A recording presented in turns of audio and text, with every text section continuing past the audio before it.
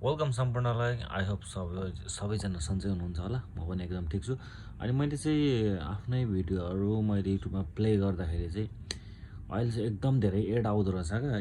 यो मेरो भिडियोमा चाहिँ यस्तो थाहा छैन किन हो यति धेरै एडहरू आएको। मैले अर्कै जिमेलबाट लगइन गरेर मैले वाच गर्दाखेरि चाहिँ मलाई यो आई थिङ्क यो कति मिनट 14 मिनटको भिडियो हेर्दै हुनुहुन्छ होइन। 14 मिनटको भिडियोमा चाहिँ एडहरू चाहिँ तपाईँको 6-7 टाइम्स आयो क्या।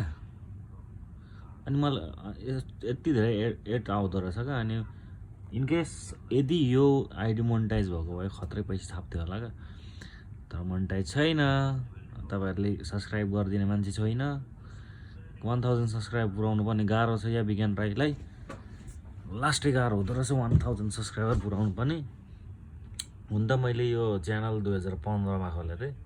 अनि मैले 15मा जस्ट मैले खोलेको मात्र हो। 15मा चाहिँ 2015मा। अनि त्यसपछि मैले भिडियोहरू हालिनँ। अनि मैले इन्ट्रेस्टै थियो म युट्युब स्टार्ट गरौँ भनेर होइन। तर ग्याजेटहरू नभएको कारणले गर्दाखेरि मैले गरिनँ।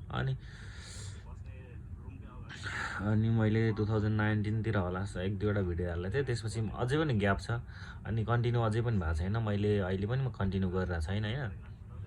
अनि अहिले पनि कन्टिन्यू गरेको छैन मैले। अनि कहिले टाइम विदेशमा त अलिकति टाइम पनि हुँदैन, त्यही भएर पनि हो विशेष त।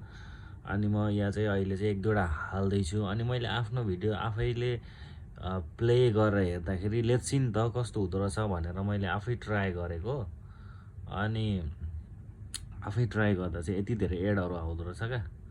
अनि मैले यो काटकुट गरेर गर्दै गर्दाखेरि अब यहाँ ऊ आइरहेको होला। त्यही भएर मैले माइक अफ गरेँ यसको। मैले अघि पनि हेरेँ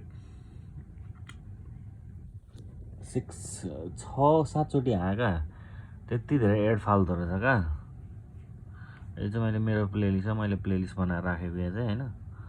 अनि यो चाहिँ दुबईको मेमोरिज फ्रम दुबई भनेर जति पनि म दुबईमा हुँदाखेरि खिचेकोहरू चाहिँ म यसैमा हालेर राख्छु। पछि सम्झना स्वरूप आफैले हेर्न पनि सकिन्छ, आफैले हेर्नलाई पनि हो विशेष त। अनि अब तपाईँहरूले देखाउँ भन्दाखेरि अब तपाईँहरू हेर्नुहुन्न मेरो भिडियोहरू होइन। अनि पछि सम्झना हुन्छ मैले यो यतिखेरको यो उमेरमा यो कम्पनीमा यो समयमा यसरी काम गरेको थिएँ, यसरी टाइम बिताएको थिएँ भनेर एउटा सम्झना हुन्छ भनेर चाहिँ मैले केही क्लिपहरू चाहिँ मेरो लाइफको रेकर्ड गरेर राखेको छु क्या। यिनीहरू चाहिँ पछि हेर्न सकिन्छ। Began what I did in previous days भनेर क्या, फर्केर हेर्दाखेरि है त। ओके, हेर्दै गर्नु होला, सपोर्ट गर्नु होला। यदि तपाईँले नि गर्नु मन छ भने सब्सक्राइब पनि गरिदिनु होला है त। Thank you so much, thanks for watching.